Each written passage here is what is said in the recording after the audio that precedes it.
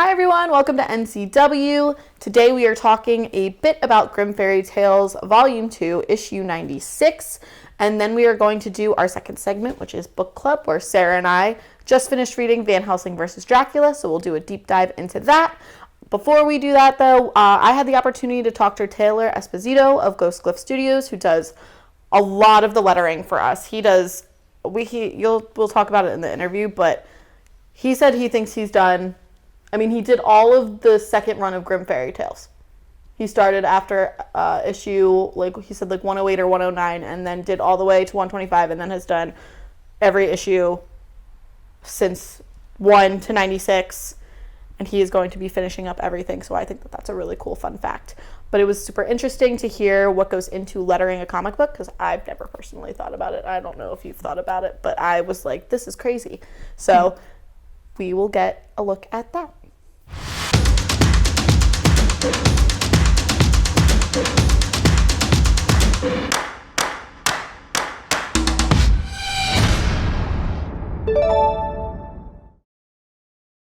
Grimm Fairy Tales, issue number 96. The events in this issue take place before Grimm Fairy Tales Once Upon the End of Time. Under siege. No one outruns time, and Sky Mathers, along with the rest of Arcane Acre, is going to find that out firsthand. In this prelude to Once Upon the End of Time one-shot, the heroes of the Grimm universe will be going up against the most powerful being to ever exist. But what plans do the Congregation of the Dead have brewing up, and how does it all tie together? Story is written by Joe Bruscia, with artwork by Babasu Curtis, colors by George Cortez, letters by Taylor Esposito of Ghostglyph Studios, edited by Dave Franchini, production and design by Christopher Cote, and the Grimm universe was created by Joe Bruscia and Ralph Tedesco. Cover A is by Marco Santucci. Cover B is by Igor Vittorino and Ivan Nunes. Cover C is by Michael De Pascal and Sanju Nivagun. Again, I apologize. Cover D is by Maria Laura Sinapo and Niai Rufino. Hi everybody, I am here with Taylor Esposito of Ghostglyph Studios, and we are going to talk about the lettering process as well as Grimm Fairy Tales 96. Taylor, how are you today? Good, how are you? I'm doing good. It's Monday. I know this will release on Wednesday, but Monday for me and Taylor. So if you just want to tell me about what the lettering process looks like, the stylistic choices that you make while you're doing it, I'm very intrigued. Sure. So, typically it'll start with, for most one-off projects, it's just kind of like, what's the story? What are we doing? Is it funny? Is it serious? Is it scary? That kind of thing, right? And then I'll just come up with like a style guide for Zenescope because, all of our titles are interconnected. I try to be a little more conscious of like the world at large. So we'll be talking about Grimm Fairy Tales, but, Robin shows up from time to time. Van Helsing shows up from time to time. So I try to keep things kind of in that same world, especially since I believe, most of the books. What happens in Van Helsing when it does show up in Grimm, I try to keep them similar. Even if it's not the exact same look to the book, there's a certain aesthetic that's still in place, What would happen then is, like I said, I would probably, I inherited Grimm. I was there for the relaunch at number 1. Which I can't believe we're already at 96. My goal is to get to 1,000 if we could.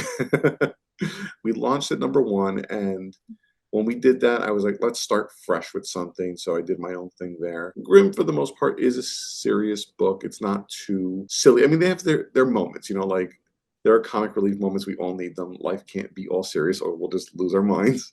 It does carry a very like serious tone. So I decided to go with something that felt official, but not too serious. That doesn't make any sense, but you know what I mean. I understand what you're saying. I get it.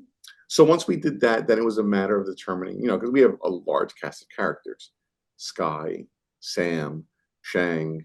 It's a lot of S's. People come in and out of the books. Like for those of you who've been reading recently, the Musketeers are back in town. Mystery has been popping in and out. Who else is even around right now? I'll say Van Helsing was in Van Helsing was in the last arc. Yeah. I think Robin might have been in the arc right before that. So part of the problem is, we have a lot of times when characters may be voicing over like the dilemma of the issue. So like if there's zombies attacking or if there's vampires coming in and, Sky's got to talk to Van Helsing about what she's been encountering, and then they're talking back to Shang about, well, what do we do now? We need to protect the town and the school. We needed a way to make sure everyone knew who was speaking at any given time. Someone like Van Helsing, since her costume is mostly red and blacks, we give her red and black.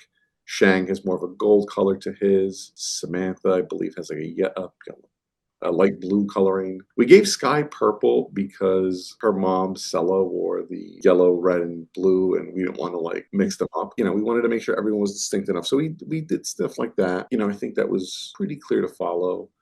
Nothing too crazy, but something just enough to give you a little flourish, but also not take you out of the story. One of the hardest things to do is like have that fine line of, you know, telling your story with lettering without saying, look at me, I'm the letterer. Ooh, you know, like I want to let the story breathe and the story do its thing. I noticed the colors more when I was reading like the Zenescope Legends, and Hmm. like because it was three stories in one. Like I thought it was more like you could tell Robin was narrating this one, and Killer Cobra and Van Helsing. Like I hadn't picked up on it until I was like, oh, their colors match their For the outfit. most part, or at least some kind of aspect of their personalities. You know, I think I even use a different font for Killer Cobra because as of now, Killer Cobra is in the world with like the man goat and the bunny Yeah, man, man, goat and the bunny man.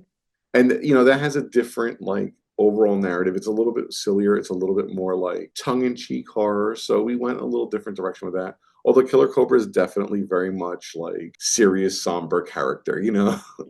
I mean that makes a world of difference, you know, and then especially like you know, good getting back to Mango and Bunny Man, like you know, with them I just went with like just simple colors. Like Mango's more of the centered one that's not too emotional, and Bunny Man is all over the place. So I gave Bunny Man something a little more drastic than Mango or Phil, I guess is his name.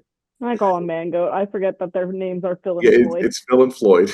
But yeah, I mean, that's the kind of thing I'm keeping in mind as I'm working. And then from there, it's just a matter of, you know, taking the script, taking the art, and just kind of making it work in a way that isn't obstructing the art, but also feels like it's part of it. You know, one of the things with lettering is even though the characters can't see it or interact with it, it exists. You know, it is part of this world as far as the reader's concerned. And I need to make it in a way where it's not clear, but it's also not like, man, how can they see them with all those words in the way? So, you know, it's a fine line. And for the most part, I'm pretty good at getting things in. Every once in a while, it might be like whoever our writer is in any particular moment.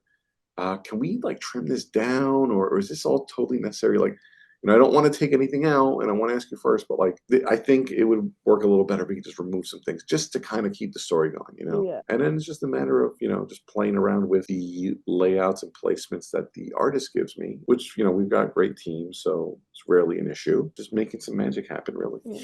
I was gonna say, so when I did an interview with one of the interior artists last month, they were talking about like leaving space for the letterer, and I was like, I didn't even think about that. Like that they have to be conscious of that, and then you have to be conscious of the fact that like, are you covering something that's important while you're putting stuff in there? Like the whole thing is very intricate. It does. And I mean, you know, we've got great teams. They're usually pretty good at like leaving me space. Every once in a while, we get a cool idea and we're like, well, we got to do this, you know? And then it's like, all right, we have to figure out a way to solve that problem. But, you know, that's just part of the job, you know, like anything Yeah. else. So tell me a little bit about Grimm 96. So yeah, we're now at what seems to be some kind of end game. You know, like there's this new character that's shown up, Father Time, and he's kind of observing what's going on here, and these threats just keep coming at them. You know, like right now, everyone's over at the school while this army of the dead is attacking them, and everyone who's been kind of pestering them for the last maybe 50 issues is kind of like teaming up or at least like you know one after the other, and you know it's just getting to be a lot more action and danger for our characters. So my dad said that lots of people are not safe, everyone's gonna die, and I was Oh like, yeah, what do you I mean? don't think anyone is safe at the moment, to be perfectly honest. So leave Robin, she's my favorite. So yeah, as you can see, yeah, like here's some balloon samples, here's some of our captions and whatnot. This is so cool. And you can see a little bit more here. Oh, I can zoom I guess in. that's some Oh, so there are all of our captions that we were talking about earlier. exactly. The different. Um, so yeah, it's a lot of you know just playing around with things. I'll just kind of jump through the issue a little bit, Okay, that's so cool. and you know sometimes just in the interest of making things work. Like I believe this was a note in the script, like let the sound effect overlap so we don't really cover anything up too badly. You Yeah. know, here we have Diego who's been through the ringer lately, some flashbacks, you know, try to just keep things going. And, you know, sometimes I'll change things up. I believe some of this dialogue was meant to be in this panel, but, you know, Oh, you kind of see what we play with here. And it's a lot of fun, though. You know, I've been doing this now 14 years. Oh, boy, that's a long time. 14 years total with Zenescope. I've been 2014, 2015, something like so that. almost 10 years. Yeah, if not even a little bit longer. Yeah, that's awesome. It's a long What time. got you into it? Like, how did you, like, again, I feel like it's something so niche. Like, how did you, like, discover it and decide this is what I want to do? Completely by accident, honestly. um, so I used to work as a production artist at a different publisher, and then they had a big layoff, and I was kind of like, well, what do I do now? You know, my background is in graphic design, but while I was working there, I kind of like would see how the sausage is made. I would see how the books were assembled. It was part of my job. I was like, I kind of like the way this looks. Can I do this? So I did a little research. I talked with some other letterers in the industry. I found some books, and I kind of taught myself how to do it. My early stuff, you know, like especially like those first issues of the old series Zenescope of Grimm Fairy Tales. Don't look for them. I'm embarrassed what I would have done, but you know, I was still learning. But I'm at the point now where you know, pretty confident with myself. Awesome. I'll I've let you had know if the other stuff isn't good. I never in a billion years would know. I don't like. As long well, as you it know what sounds it like is when you're story. young, when you're starting out with new things, you're always like, well, what can I do? What can I do? And now I'm like, economical. Like just tell the story. And then every once in a while you get to do something fun, you know, like that's how it should be. I think I'm somewhere in the neighborhood of like, if I haven't already passed it, like 2,000 books between That's awesome. Zenescope and everybody else, which is insane, you know, like in 10 years time, that's a lot of work. Can't complain. I get to make things that make people happy. I get to make things that people enjoy reading. There's harder jobs to be doing. I'm playing with comic books all day. Who doesn't love that? You know what I I was mean? gonna say it's definitely. I did childcare for like 10 years, and so coming from that to this, I'm like had like Way whiplash. harder. Way harder. Like, wow, people aren't texting me at 11 p.m. at night about something silly. If you really dig into it, you know, there's lots of resources. I am constantly saying stuff online. Some of my colleagues, you know, they have either like video essays or blogs or stuff like that. The information's all out there. Even if you just want to just know how it's done, you could find out, and you know, it makes it a more immersive experience. You can see like, oh, that's so cool. Never thought about that. Or that's how they did that I'm thing. loving it. Yeah. I'm loving all the learning. And on top of it, I also, you know, I haven't done it lately because I've just been too busy, but I teach online classes if anyone's ever interested. And, you know, it's a short thing, but it's just an intro just to get used to it. And, you know, every single person I've had do it is always like, oh, this, you know, this was fun. I just got to learn something. This made my writing better. This made me more economical with my pages. And, you know, I never hear complaints except for, you know, how do you just do this so fast? Like, oh, it's practice. Because I've been doing it for 14 years. Exactly. Awesome. Well, I appreciate you taking the time to talk to us today. Go get Grimm Fairy Tales 96, people, if you haven't yet. It'll be in stores today or on our web store. And thank you, Taylor. Anytime. I'm happy to do it. Thank you, Taylor, for taking the time to talk to me. I'm sure that we will have him on the show again because I found it very interesting and I like to learn new things. Now we're going to talk about Van Helsing versus Dracula. Sarah is joining me today, and we get to do our favorite thing in the world, which is talk about books. Yes. It's fun to be back. Oh, yes. Diving back into the world of Liesl Van Helsing. So I read the book this morning because I'm a slacker. Also, though, because Sam, who does all of our work behind, had a showing for his short film yesterday, and I went to do that. Not your fault. I was supporting you instead of doing my job, and I feel like that's You're fair. more important than You're work, more Sam. important to me than work. So last we left Liesl, she had escaped the clutches of Dracula after murdering her father. Oh yeah, spoiler Tragically. alert. There's a lot of spoilers. So if you haven't read Van Helsing versus Dracula, stop. Yeah.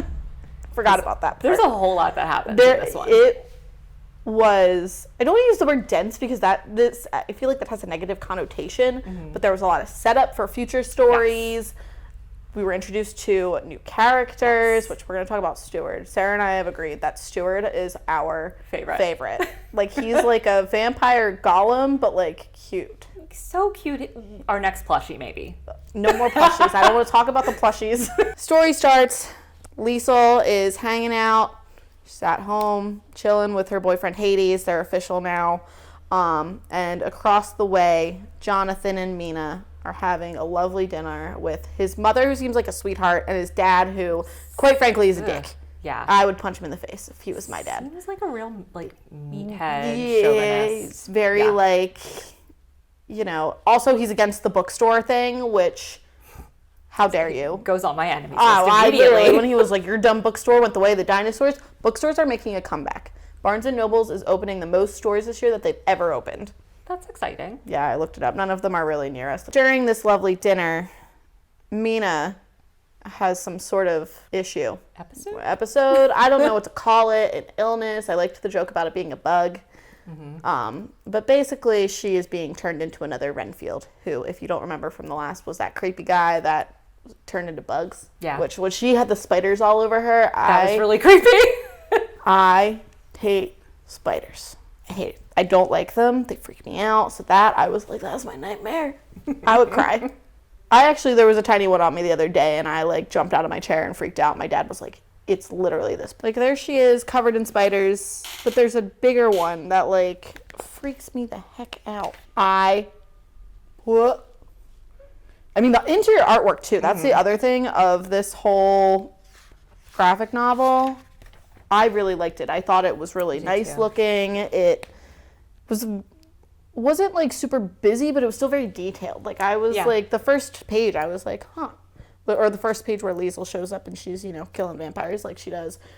I don't know. I just thought it was really nice. I thought it was cool. Yeah, and there, especially during some of the action scenes, it leaned very sort of horror art, which I liked a lot. I think it was really evocative. But obviously, after Mina has her episode, she bites her future mother-in-law on the neck because they were there to share their engagement, which is quite a way to join a family. First impression. And I am terrible at first impressions too, but at least I've never done anything like that. But of course, Jonathan calls Liesel because he doesn't know who else is going to help him. Mm-hmm. Then she comes to help with Hades. Yes, they're official. She decided she liked him, which I can understand. You know, sometimes it takes a while to decide whether or not, especially boys. Sorry, Sam. He's pretty great book boyfriend. Oh, yeah. He's right up there. Yeah. We don't want to spoil anything right now, but, like, by the end of it, I'm Team Hades. Oh, yeah. I also, though, and again, I'm jumping ahead of but there's a part where, like, you know, he does one of those things where he pisses her off and, like, he's like, I'm so sorry. And, like, instead of, like, being like, oh, it's okay, she punches him in the throat. Yeah. I was like, that's great. Seems appropriate response. Oh, yeah, well, because you know, one of my least favorite tropes in books is miscommunication or lack of communication. Yeah. Causing some sort of, like, the third act breakup. Mans didn't even talk. He just disappeared. Right. But I think they handled it well. Oh, yeah, because she punched him in the throat. It was definitely, he's like, yeah, I should have communicated. That was really stupid. And then she said, yeah. Bam. But so, Liesel and Jonathan and Hades go to try and help. One thing I thought was really interesting is that Jonathan is a lot more assertive in this. He was kind of a weenie in the first one. You know, and I was he's seen some sees some stuff now. So he has like a shotgun and he's like threatening people left and right. Yes. And I was like, another good book boyfriend. Mm-hmm. He's going to try and save his fiance, you know, which is fair. Yeah. And his parents kicked him out because, again, you know, also fair. Yeah. If someone bit me. Yeah, that's a good reason. I would be. I say that Sam, not Sam Geo, but my sister Sam bites people randomly for fun. So yes, Hades and starting to be an annoying book boyfriend. Well, yeah, because, you know, everything's great when they go to try and help Jonathan, but then you really start to question Hades' allegiance because he dips. He sneaks. He sets Mina free. Sneaks. And she goes to Dracula because, of course, it's Dracula. It's Van Helsing versus Dracula. Kind of can tell who the big bad guy is with the name. He had just communicated his plan. There might not have been so much angst, but that was poor communication on his part. I mean, he did suggest it, but he said he wouldn't do it. He was like, whatever. It's not my place. He's a liar. was in fact he was in fact already planning on doing it. You know, Liesel wakes up. Hades is nowhere to be found. Mina's gone. Jonathan loses his mind, punches Hades in the face, which is a fair response. Yeah. You know, I would be pretty mad too.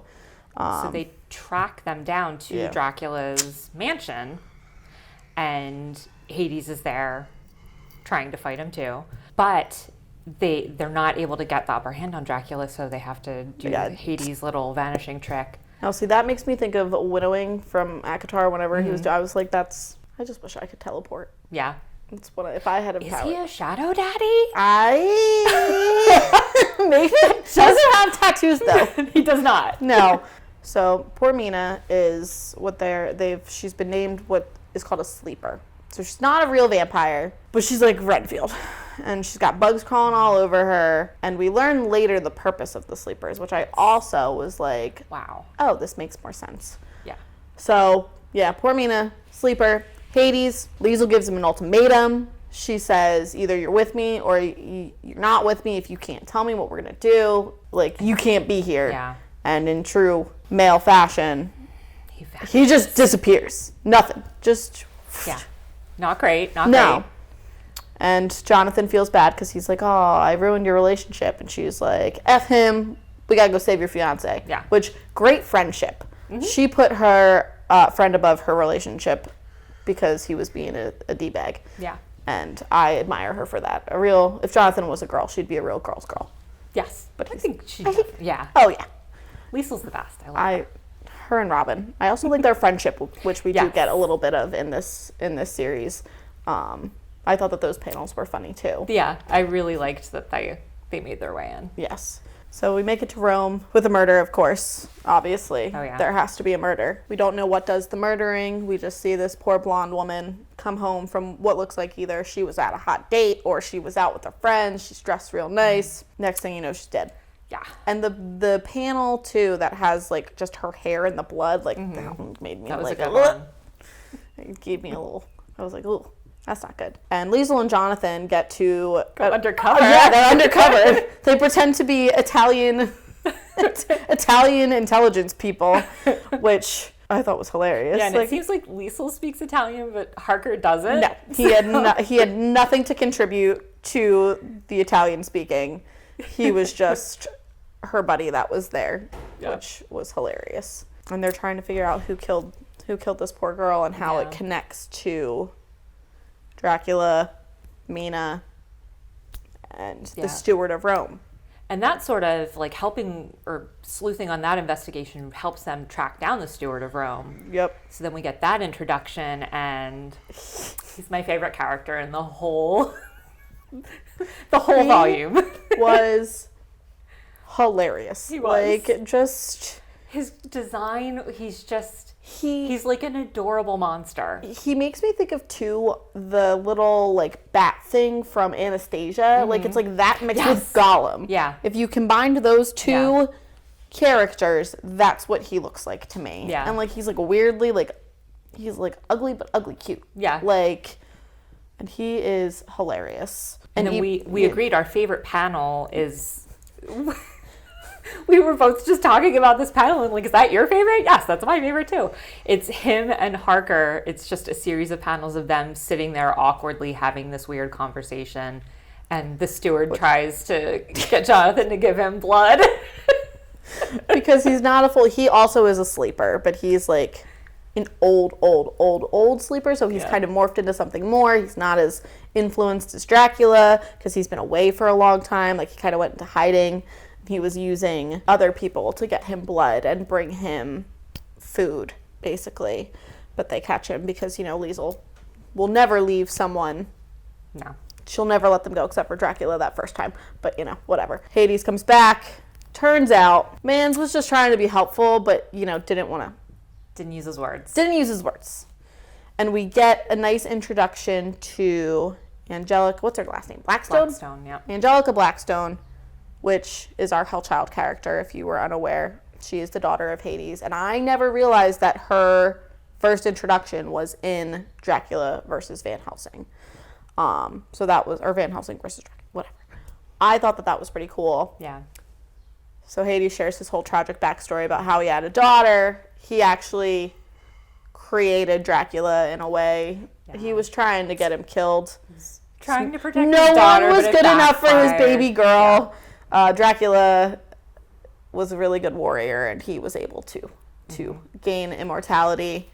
And then, in true, I don't even know what fashion, that villain fashion, he kills Angelica.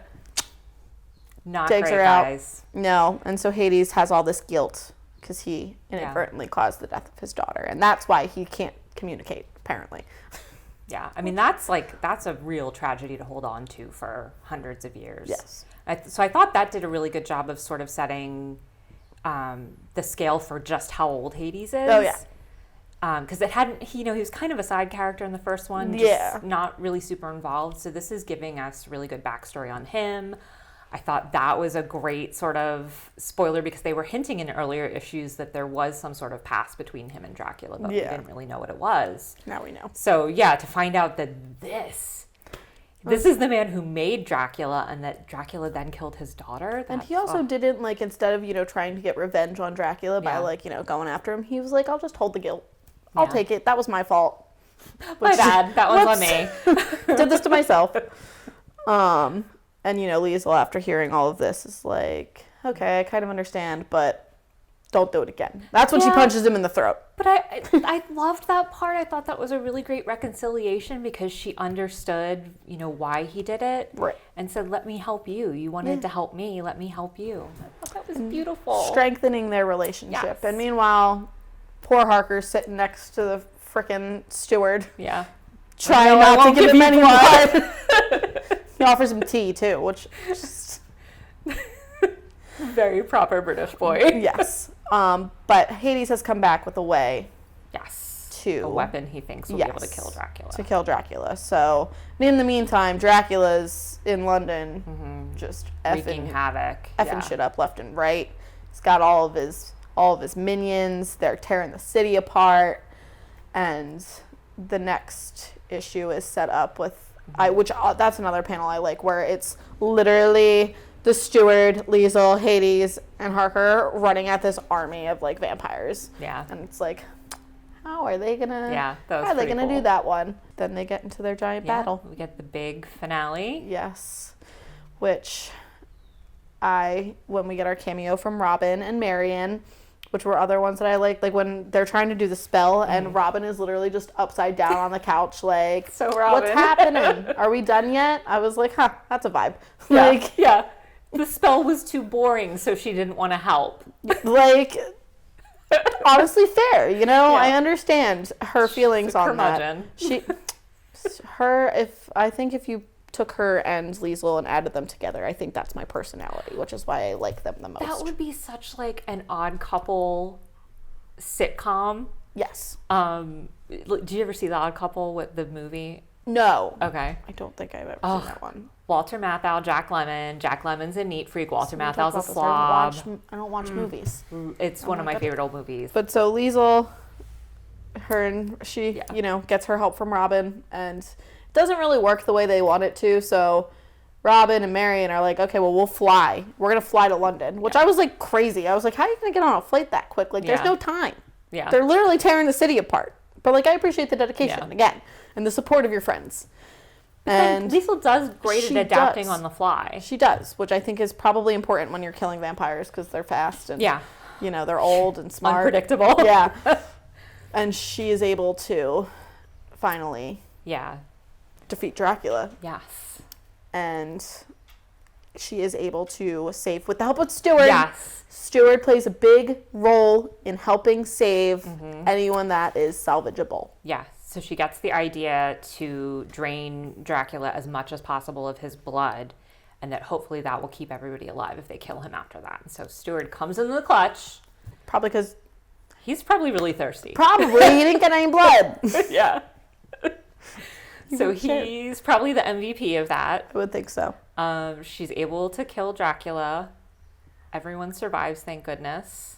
Except for Stewart. He goes to sleep. He wanted to go to sleep. He got redemption. He did. He said, I'm done with this. I want to go rest. Yeah. So he did have a nice a nice ending. I'll just be Steward. I love you. Yeah.